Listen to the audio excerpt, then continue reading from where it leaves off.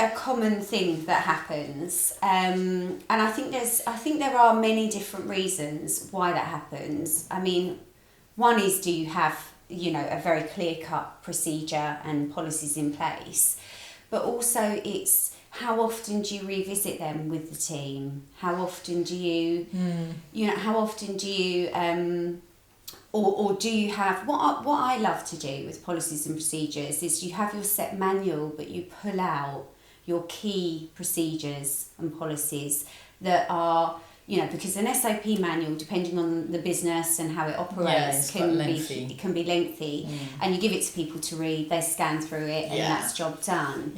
So for me, it's really important to pull out key policies and procedures that you want them to follow, and then it's about following up on those and regular communication with the team.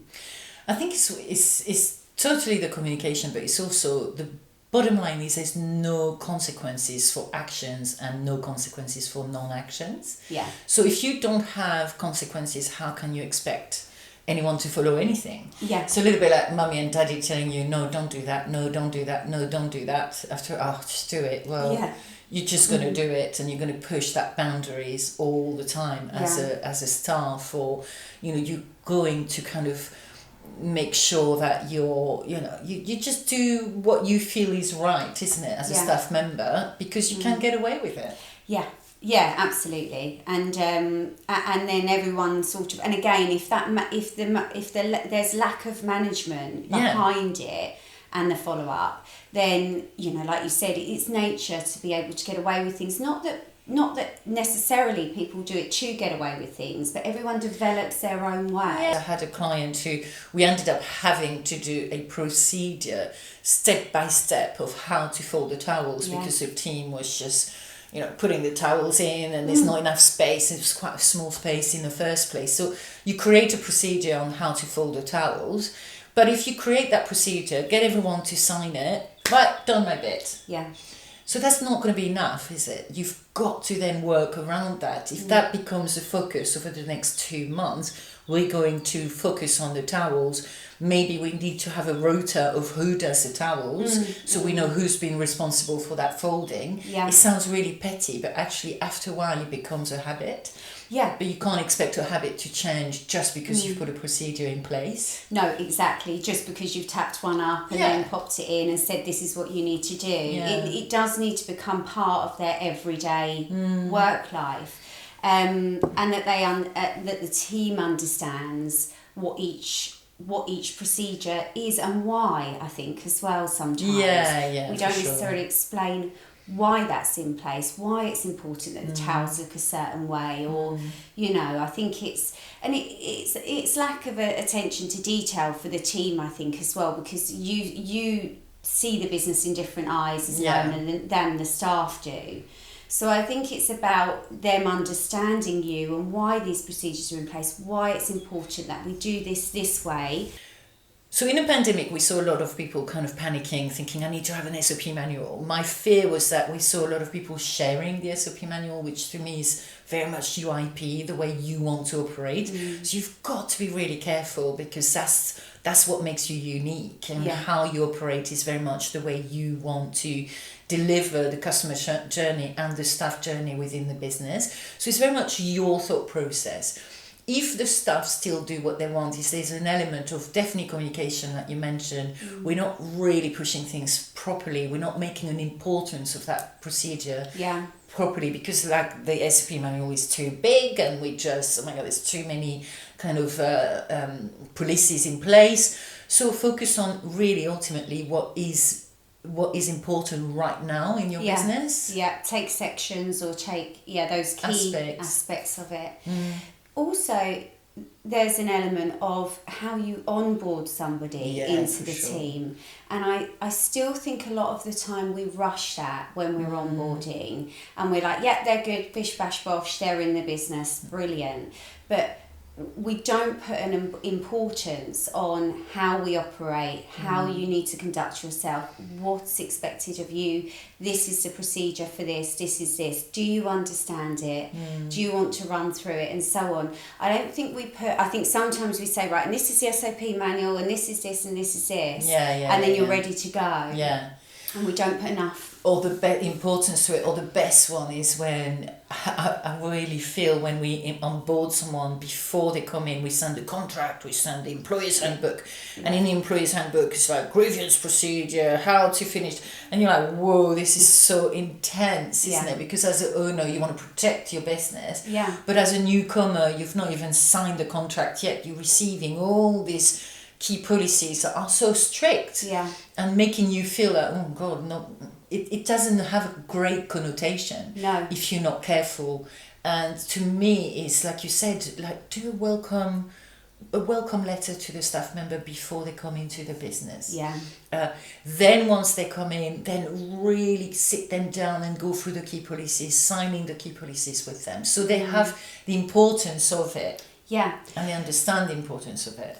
Exactly, and they understand that from the start. I mean, obviously that doesn't help with current team, but just for argument's sake, say it was, you know, the team are getting slack on their uniform, or the hair isn't how you want it, or whatever it is around the, say, dress code and appearance policy.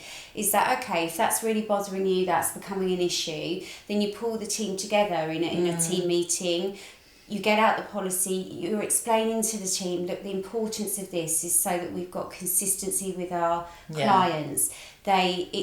It's how we put across our professionalism of what we do. It's very much about how you look, how you present yourself. This is, and then, you know, and using examples, it all seems minuscule, but actually when these add up, and it does affect, you know, obviously the how you present your business. So the importance of why we do that with the uniform. It goes back to the why, which you mentioned. It goes back to the why we want you to look like this. This is an example of how we want your makeup. You know, if people are not adhering to that, then you pull the team together, I feel, and, you know, and just say, look, we've had a few things going on, or, you know, I've noticed that we're not looking how we should, whatever it may be, and pull the team together and give examples, get someone to stand there, this is how I want you to come to work. And this is an idea of how the makeup needs to be. Remember, I mean, I had it as well. You see the odd, you know, I'd come in sometimes, I'd see the odd watch on the wrist or a ring creep in, and I'd be like, oh, okay, you know, just that's not how, and we know that's not how. And again, it's not necessarily done intentionally by a member of the team. It's just that they wear their watch to work and then they've forgotten to take it off. But for me, that was a big no-no. But you're seeing that, and surely you'd assume the manager is going to see that. And a lot of time what I found is that when I was in the business is, you know, everyone kind of in a way behaves, but the minute you're kind of out, everyone's kind of a bit more relaxed because the manager has not followed through what you want to happen. So it goes back to making an importance of why you want things to happen the way you want them to happen. Get the managers to buy into those procedures and following them through, revisiting them every year. But if you don't do that, you've got the SOP manual and that's fine, everyone knows, and you assume everyone knows, there's zero consequences. But we had someone say to us, well, you know, if I make consequences for everything that they do, then I'll have no team. You know, it's like there's no team, it's just going to be like gone because there are consequences. But equally, if you don't, then you're going to let them run with what they want, and what's the point of the policies in the first place? Exactly. And it happens in so many places. Like you make it goes in the cupboard and that's that. So it has to be a regular thing as well. It has to be regularly presented to the team and regularly reminded, and it has to form part of how you operate on a daily basis. And I don't think necessarily it always does, because like we were saying, maybe we've already said it, but it gets made, it gets built, there's an SOP policy, it gets put in the cupboard, and or an SOP manual gets put in the cupboard, and that's it. And we don't kind of integrate it into the business. It doesn't form part of, you know, the everyday running. And maybe it's, you know, the fact that 5 of the key policies that you'll really want to hammer home are displayed in the staff room, you know, or every not that you'll have team meetings 3 monthly, but every 3 months you revisit some key policies. Or you have to build it into that therapist or stylist way of working. But I always say with the policies, although they give you a frame for the staff, ultimately, why do they exist? It's because it facilitates your staff journey, but also the customer journey. Yeah. Why we wanted the towels to be folded properly, because otherwise there'll be towels which has been for a while hanging on the door, next to the staff room, because there's a big basket full of towels. As a client, you might sit and not think anything of it. Yeah.